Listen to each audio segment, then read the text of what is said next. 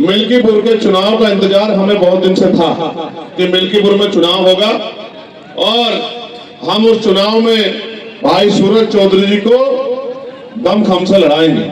हालांकि मैंने कम समय दिया, लेकिन हमारी पार्टी के सभी सम्मानित नेतागणों ने, हमारे जिले, विधानसभा, मंडल, प्रदेश की टीम ने यहाँ लगातार मेहनत की है।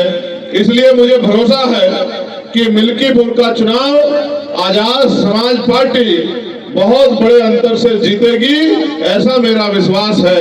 क्योंकि भाई सूरज चौधरी लंबे समय से, विगत 15 सालों से इस मिल्कीपुर विधानसभा के लिए दिन रात मेहनत कर रहे हैं। आज भी इतना ऐतिहासिक जनसमूह आप लोग यहाँ इस जनसमूह के रूप में उपस्थित हुए हैं। हमारी बाईं तरफ हमारी माताएं बहनें बैठी हैं, सामने नौजवान शक्ति और सम्मानित बुजुर्ग बैठे हैं, प्रिय भाई बैठे हैं, मंच पर पार्टी संगठन के सम्मानित नेतागण बैठे हैं, मीडिया के भाई और पुलिस के साथियों का भी भरपूर सहयोग मिल रहा है। सम्मानित साथियों, अभी आपके बीच में एक घटना घटी कि एक हमारे सेना के जवान को अपनी पीड़ा रखनी पड़ी।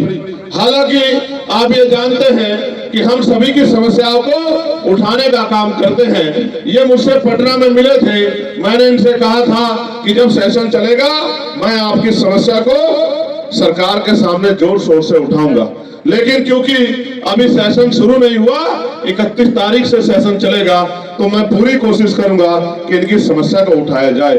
हालांकि ये हमसे बड़ी उम्मीद करते हैं, ये इसलिए हमारी रैली में पुणे चले आए कि हमें याद दिलाया जा सके कि भाई इनकी बात को उठाना है। लेकिन ये नहीं जानते कि हमें तो हर चीज याद रहती है, हमें तो हर गरीब, किसान, कमजोर, नौजवान, महिलाओं, बुजुर्गों और प्रदेश की हर समस्या में हमारा ध्यान रहता है और रोज मीडिया के माध्यम से उन बातों को हम लोग कहते भी रहते हैं।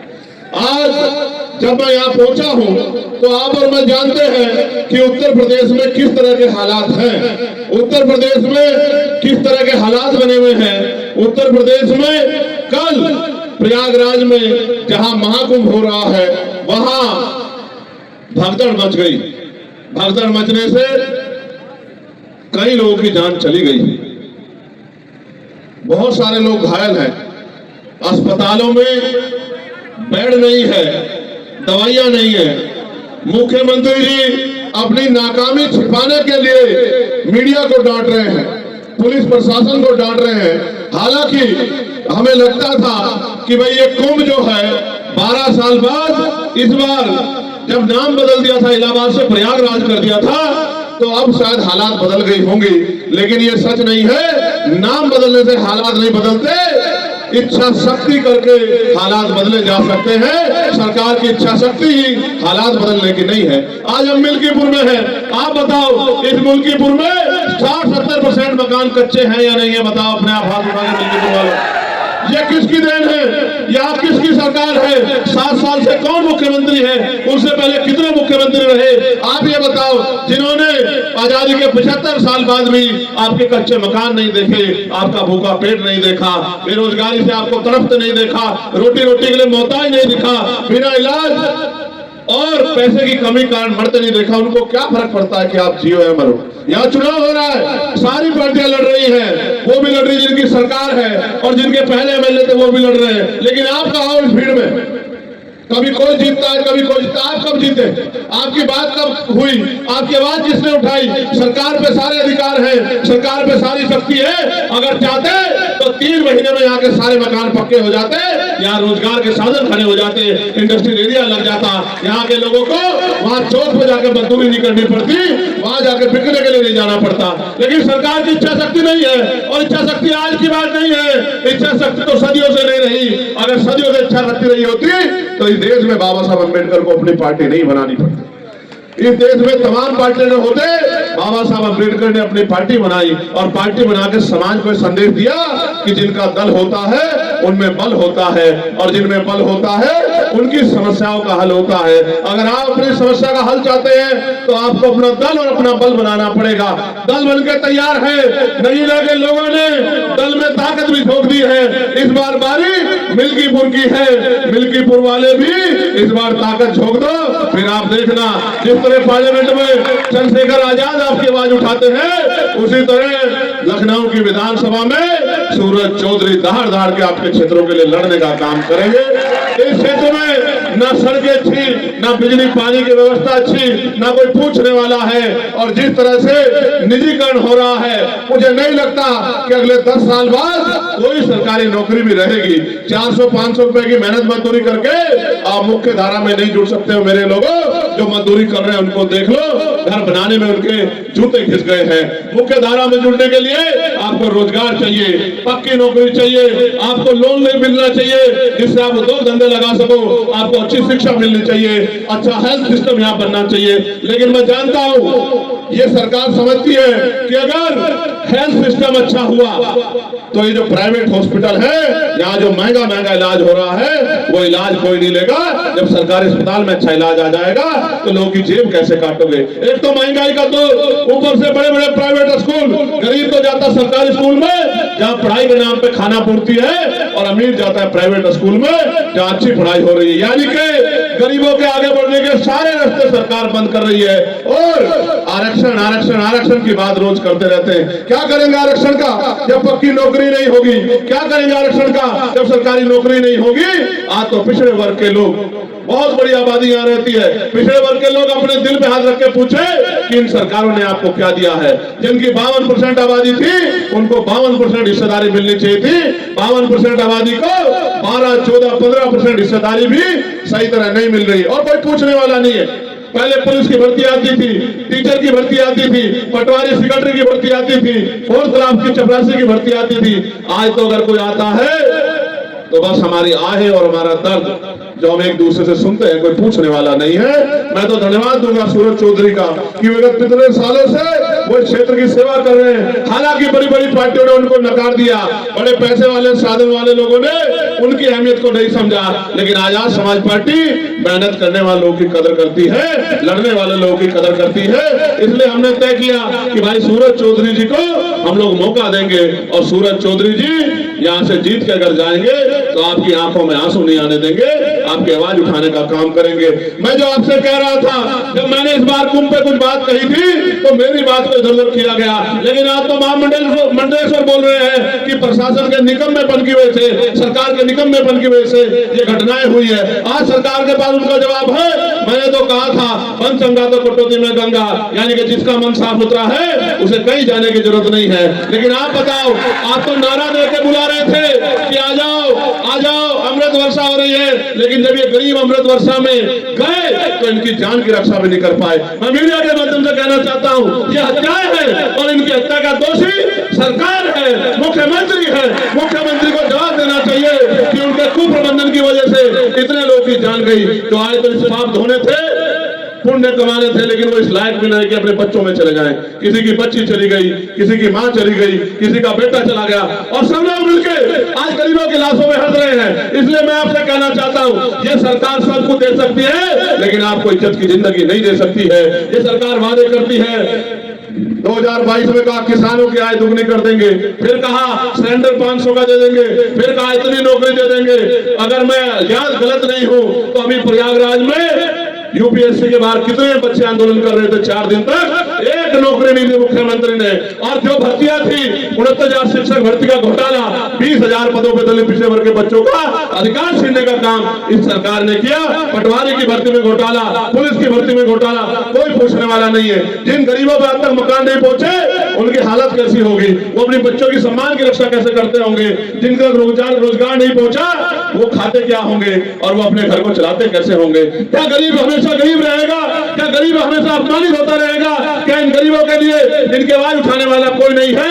ये आवाज उठाने में कहीं ना कहीं चूक हमारी भी है, क्योंकि बाबा साहब अम्बेडकर तो अपने 4-4 बच्चों को कुर्बानी देके हमें वोट का अधिकार देके गए थे। कैसे नहीं गए थे? ये वोट का अधिकार तो है कि राजा महाराजा बड़े बड़े कुर्ते वाले पैसे वाले आपकी गलियों में आ रहे होंगे, नहीं आ रहे होंगे?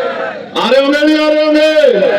ये सोचो, अगर ये वोट का अधिकार नहीं होता, ये आपकी शक्लें नहीं देखते, आपकी बस्तियां नहीं देखते। हाल जाके देखो, निकासी नहीं है। हाल जाके देखो, गड्ढे बने हुए सड़कों में। अभी मेरी लोकसभा में देखा था नहीं देखा था, जब अधिकारियों को मैंने गाड़ी में बुला के दिखाया कि देखो क्या हाल है, याद है नहीं याद है? आप सोचो, जब आप पे मजबूत नेता होगा तो आपकी सुनवाई होगी। मैं यहाँ बहुजन समाज के लोगों से कहना चाहता हूँ, आपने सबको मौका दिया है, एक मौका सूरज चौधरी को भी तो भाई सूरज के हाथों को मजबूत करो। 5 तारीख को केतली का बटन दबाओ, फिर आप देखना कि 100 एमएलए वाली पार्टी आप पीछे रह जाएंगी और अकेले एमएलए वाली पार्टी आजाद समाज पार्टी पूरे प्रदेश में गूंजती नजर आएगी। हर आदमी की आवाज बनेगा हमारा भाई सूरज। मैं आपसे अपील करता हूं और आपके साथ साथ अपने नेताओं से अपील करता हूं कि अगले 5-6 दिन सोना मत, ये आपकी परीक्षा है, आपकी मेहनत की परीक्षा है। मैं आपसे कहना चाहता हूं, आपने बहुत लंबे समय सेवा की है, संघर्ष किया है, उस संघर्ष को आयाम पर पहुंचाने का अवसर आ गया है। दिन रात मेहनत करो और आपका मुकाबला उनसे है जो बहुत बड़े पैसे वाले हैं, धन्ना सेठ है, जिनकी बड़ी बड़ी लेगेसी है। मगर याद रखना, काशीराम साहब कहते थे, तमन्ना अगर सच्ची हो तो रास्ते 1000 होते हैं और तमन्ना अगर झूठी हो तो बहाने 1000 होते हैं। अगर आपकी तमन्ना सच्ची है, आपका लक्ष्य सच्चा है, आपने ठान लिया है, तो कोई आपको नहीं रोक सकता। इसलिए मैं आपसे कहना चाहता हूं कि आपको मैं आपको भी पिछली बार कह के गया था, मिल्कीपुर वालों, आज फिर कह रहा हूं, जेब में फोन है, क्षेत्र में रिश्तेदारी है, 8 घंटे पेट को भरने के लिए 8 घंटे काम करते हो, मेहनत मजदूरी करते हो और फिर ये सोचते हो कोई आपकी लड़ाई लड़े। लेकिन अपनी इज्जत की जिंदगी के लिए, सुख सुविधाओं के लिए, अच्छी पॉलिसियों के लिए 1 घंटा रोज आप भी सूरज चौधरी बनकर काम करो। फोन उठाओ, रिश्तेदारियों में फोन करो, दोस्तों को फोन करो,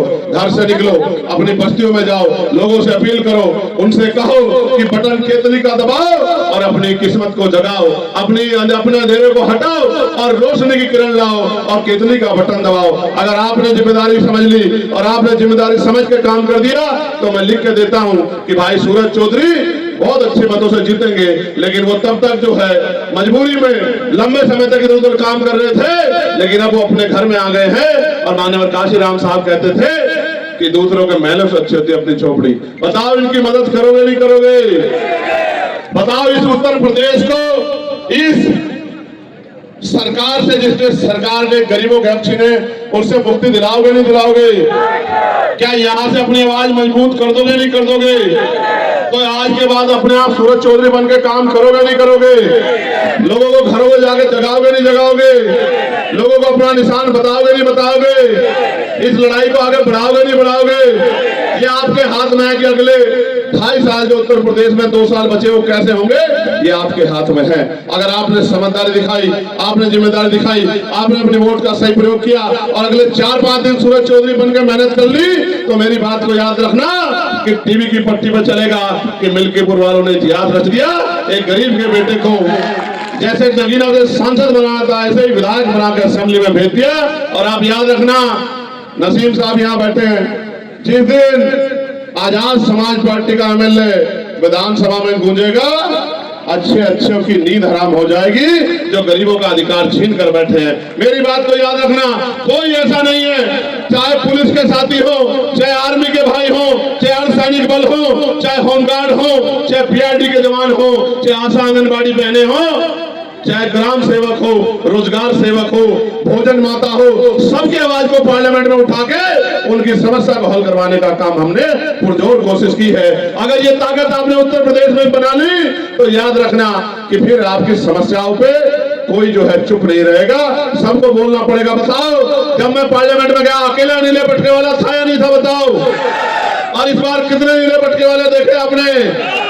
और अब तो गृह मंत्री नीला पटका पहन के घूम रहे हैं और विपक्ष के नेता भी जय बापू जय भीम की बात कर रहे हैं, जिन्होंने जीते जी कभी बाबा साहब अम्बेडकर का सम्मान नहीं किया, उनके रास्ते रोकने का काम किया, वो भी जय बापू जय भीम कह रहे हैं। आप समझो ये क्यों जरूरत पड़ी? क्योंकि अम्बेडकरवादी आपका अपना भाई पार्लियामेंट में चला गया है। ऐसे ही जब ये जाएगा तो इधर का माहौल भी ऐसा हो जाएगा, यहाँ भी नीले पटके वाले आ जाएंगे, यहाँ से भी मानवता की बात होगी, यहाँ भी गरीबों की बात होगी। ये जो टैक्स के आधार पर गरीबों को लूटा जा रहा है, ये टैक्स बंद होगा। और मैं आपको कहना चाहता हूँ समय दूर नहीं है, 27 भी हमारे सामने हैं। आप और हमें जुट जाना है इस बात के साथ कि अब हमें उत्तर प्रदेश को किसी के भरोसे नहीं छोड़ना है, उत्तर प्रदेश की जनता को हाथ फैलाने लायक नहीं छोड़ना है, इनका हाथ मजबूत करना है, इनके फैले हुए हाथ को मुट्ठी बना के एकजुट करके रोकना है और इनके हाथ में ताकत देनी है। इनके बच्चों के लिए अच्छे स्कूल, अच्छे कॉलेज, अच्छी यूनिवर्सिटियां, उद्योग धंधे, इंडस्ट्रियल एरिया, अच्छे अस्पताल, डिग्री कॉलेज, पॉलिटेक्निक कॉलेज और वो सब में पढ़ाई और इलाज मुफ्त होना चाहिए गरीबों का, जिससे मुख्य धारा में आ सके, पक्की नौकरी लोगों को मिले।